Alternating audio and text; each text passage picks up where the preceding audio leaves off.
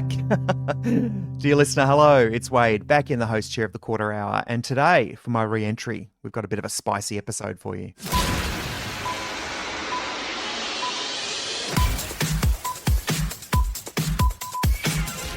First off, my thanks to Liam Renton, my old radio buddy, showbiz Liam, as I like to call him. Liam, you did an awesome job, mate, filling in on the host chair. I was off for a couple of weeks. I've had the dreaded lurgy, pretty much lost my voice, couldn't stop coughing, which doesn't, make good podcast hosting. So I put out the call to Liam and he was really keen to jump in the chair, and he's brought you some great interviews over the last couple of weeks. And you'll be hearing a bit more of Liam on the pod coming up soon as well. Today, though, a big issue happened during the week, but I wonder if it got your attention.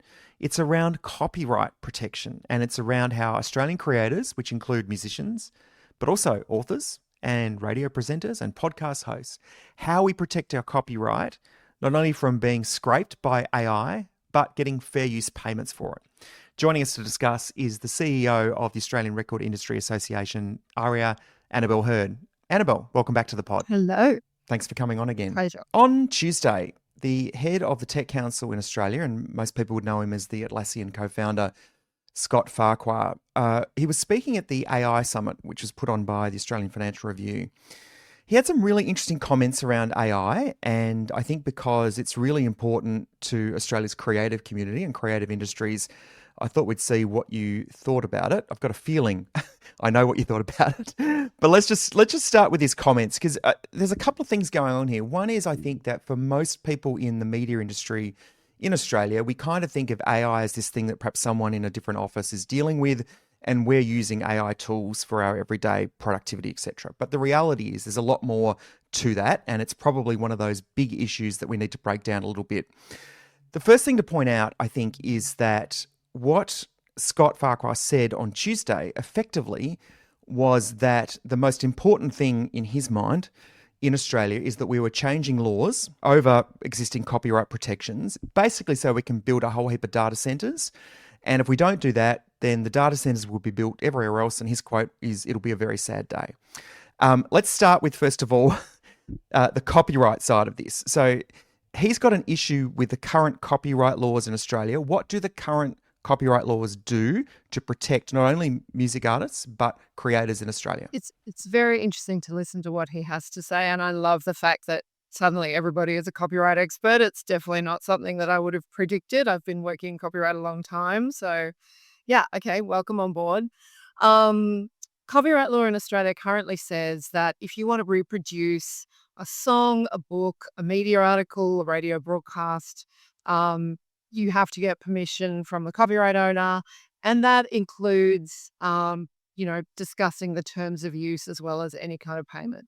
There are exceptions to that for a bunch of different reasons, but basically to train for AI, there is no exception at the moment. So yes, you do need to get what's called a license from the copyright owner, and then you can have that discussion about what they're willing to allow you to do with the work and on what terms. Right. Okay. So basically what Scott's issue is, by the sound of it, is that Australia is somehow different to the rest of the world, because his quote was, "There's no way for someone to train a model in Australia and say, I'm just going to cut a deal with 5 media companies or cut a deal with Australian recording artists." Now, is that correct? No, I mean, it's not. Well, it's correct in the sense that, yes, you have to cut a deal. But I think what he was saying was that it is impossible. And then he also went on to say there is no mechanism. So it's pretty contradictory and hard to follow what he's actually saying. I don't think he knows. But to say that you need to get the permission of every single recording artist in the world to train on AI in Australia is simply not how licensing works. Certainly for music licensing, and this applies to all the platforms that music is already licensed on, including Spotify, TikTok, YouTube, everywhere on the internet. In every bar and pub and hairdresser, people who use music license that music. So we have a really sophisticated licensing system set up for music. And that's because copyright is basically the entire economic foundation of our business. So most of these deals are global. You don't have to go into every single territory and discuss these things with every rights holder. I could give you 5 phone numbers and you would have 80%, probably more of the world's sound recordings licensed. Wow. So that's around the world. 80% would cover it around the world. Absolutely right. Yeah. You do deals with the three major record labels. This is for music, Sony, Warner, and Universal, and then you do a deal with an organization called Merlin that represents many independent record labels, most. Um, and that's your copyright covered for every territory. Do you think that Scott's trying to use the Tech Council as a mechanism to get the government to change laws relating to copyright? Yeah, they're on this absolute campaign, and obviously it's not just the Tech Council, but they sort of came out first. They don't think the law should apply to them. They think that for some reason they are above copyright, that they should be allowed to just have free access to all of our books, films, music, everything, and be able to do whatever they want with that in an AI world. Look, nobody in our industry is opposed to AI and looking at these deals, and deals are being done. That's the other thing. So there's a lot of licenses that have already been signed between AI companies and music companies and publishing companies, media companies. They're mostly coming out of the US because that's where a lot of this activity is happening. But those deals apply to Australia as well. So Australian rights holders are covered by those licensing deals. And none of this is none of this is even remotely recognized in this conversation that was happening, the AI Love Fest that was happening with the Fin Review the other day. So Yeah, it's frustrating. it is frustrating too, because I don't think anyone that I've met anywhere, any conversations I have, people are getting to the point where they go, AI isn't something worth considering or working with. And we already know we use a lot of it in our daily lives. We probably just didn't call it that. Now we've got generative AI that's doing a lot of those tasks and, and sadly is consolidating the workforce in some areas. But from a creative competency, from a creative output perspective, I know that you know how much the Australian economy is worth, the creative and media culture's part of it. It's a pretty significant number, isn't it? Yeah, I mean, 67 billion is the number that is thrown around. It's hard to exactly quantify the economics of it. Like in the recorded music industry, it's about nearly $700 million annually just from recorded music. And not to mention the millions of dollars that people and companies and artists invest in creating this work, creating a song, writing it, producing it, recording it, but then promoting it and touring it, and all of that investment that goes into creating value in that product. And we're being asked to just kind of hand it over. And just to do that for the greater good of who? I don't know, foreign tech companies. I mean, this often in this debate, I just feel like I'm living in a parallel universe because, the commercial side of this is kind of just thrown out the window. We're not even coming at this discussion from a pure protect our culture. It's like we are a legitimate part of the economy. And we're being asked to just completely roll over and hand over all of our property rights.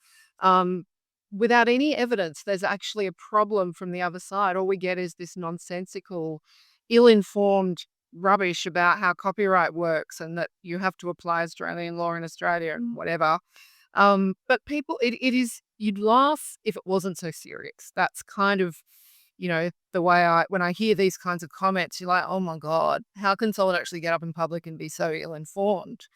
But people are listening to him, and that's a real concern for us because it's really serious. Yeah, it is really serious. And I agree with you about, if it wasn't so serious, you'd probably laugh at it, because I'm trying to think of a different scenario, because basically the way I'm kind of reading this situation is, look, everyone, it's AI. So therefore you should just roll over on everything you've ever created, everything you've ever sold, any rights that you have, because it's AI, really. And I'm trying to think, okay, so does that mean that anyone who's ever patented an invention should just roll over on that because there's another technology that could come and replace it? The argument that just because it's AI doesn't seem to make sense. And I know that back in March you had or part of a collection of creative and media people that went to Parliament House to lobby the government effectively, along with the Australian Publishers Association, Free TV, News Corp, Guardian and others, really to understand how significant this is. Because in some jurisdictions, the UK being one of them, there are some changes that are relevant for Australia, right? The UK, look, it was a bit similar to Australia. So you might remember last year, the Productivity Commission came out and said, oh, we think it might be a good idea to have what's called a text and data mining exception, which is basically a way of doing what Scott Farquhar and others want, which is get rid of copyright from the equation and allow access, free and full access to our work for AI training. The same debate was having the UK In Australia, the Attorney General ruled it out late last year and said we are not going to do that.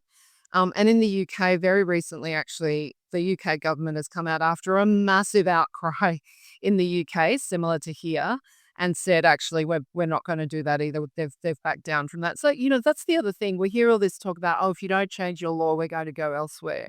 Where are you going to go? Because copyright law is pretty consistent globally. We are very consistent with the UK. We're very consistent with the US. The US is the home of copyright law because the world's entertainment and music and software industries are all based in the US. They are the strongest advocate of copyright protection, and they are always at us to make sure our copyright is as strong as theirs through their trade representatives. So, where are you going to go? Not to mention the fact that Australia is a really attractive location for so many other reasons. What they're actually asking to do is to carve us out of the global copyright system and make us a basic sinkhole for copyright reproduction. And they're asking to get rid of copyright protection, not just for Australian rights holders, but all rights holders. So, one of the important kind of principles of the global copyright system is that we protect copyright in every country, and that Australian copyright owners, like our artists like Kylie and Excess, their material is protected in the US and the UK just as we protect it here. So, I don't know, we want to rip that up and suddenly Australia becomes a little isolated place where you can do whatever you want. And no, I don't think so. And the US government would not allow that anyway. Well, and I think so. And look, hopefully one of the things that we can do from an awareness of the issue perspective, Annabelle, is make sure people understand some of the discussions that are happening, because I worry when we have charismatic tech founders strutting the stage and basically demanding what they think should happen purely in the greater good. It really isn't a greater good. It's a greater good in their world. It's people who are going to end up profiting from AI data centers being built or training the models and then monetizing that. And I think that as a creative country, from a radio, music, arts, publishing perspective, hopefully there's some common agreement amongst those who are in charge of protecting copyrights, and it can enlist people in a cultural sense, people who work in the radio industry, people who work in the media industry, to understand these conversations, but also advocate to protect our own copyright. Yeah, you're absolutely right, because not only are we up against the most powerful companies the world has ever seen. I mean, the CEO of Anthropic was in Canberra lobbying about changing Australian copyright laws. Like, this is a really, really big fight, and everything is at stake. Like, these decisions are going to affect generations of journalism, music, film in Australia. So people need to get across it and really make their views known. Second to that, if they take copyright economic value away from copyright owners, what's next? Like, it's what you said before, are people going to have to hand over their land because it's AI? Are we going to give them free everything? I mean, it's great. It's an incredible technology. It's very exciting and scary to see what it can do. And I think, even the founders of these companies will say that. But it is certainly not an excuse to just ride roughshod over existing commercial law and take away property rights from people when you don't need to. You just go and get a license, and it is very simple to do. Like I said, I can give you 5 phone numbers to Mr. Farquhar, and he can sort out the majority of the sound recording copyrights in the world. That's what everybody else has to do. If AI is the smartest tech we've ever seen, surely, they don't need special privileges that no other tech is needed. And that's the other thing, like you mentioned it before, patents and things. The whole digital economy is founded on intellectual property law. Copyright protects software. Patents protect innovation and invention.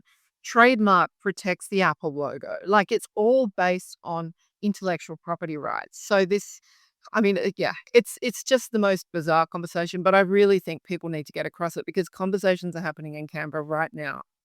The companies have decided Australia is the most important market to knock off. Because we are a really important market. We are a leader on policy on these sorts of things with, things like the under 16 social media ban. They are sending their absolute big guns to Australia to fight this. And now is the time that decisions are being made. So yeah, we really need to get up there and tell people what we think about that. Annabelle, thanks for coming on the pod. Thank you for having me. Annabelle Herd, the CEO of ARIA there, the Australian Record Industry Association. So the long and the short of it is this. This is a really, really serious issue. copyright protects all of the creative works that we all produce, whether you work at a radio station, whether you're a muso, a composer, anything in the creative fields, you're protected by copyright provisions in this country. And I think you need to think about this as an existential threat. It really is. And without putting too fine a point on it, you reckon you've seen a jobs reckoning for now in the industry? Imagine if the tech companies get their way. It's not really what we do here in Australia. And I'm really hoping that people like Annabelle and other lobby groups and other interest groups and industry associations have a good ear, not only on the Attorney General Michelle Rowland, but the Prime Minister Anthony Albanese, about protecting Australian creators. This is important. It's important to you. And it's something you should go and knock on your CEO's door and go, hey, are we fighting the good fight on this? Because there are plenty of people who are. All right, that's a fiery re-entry to the quarter hour back for me. Hey, Liam's back on deck tomorrow. He's got a great interview for you. And then Monday, got a very special announcement. That's coming Monday on the quarter hour. It's great to be back. See you soon.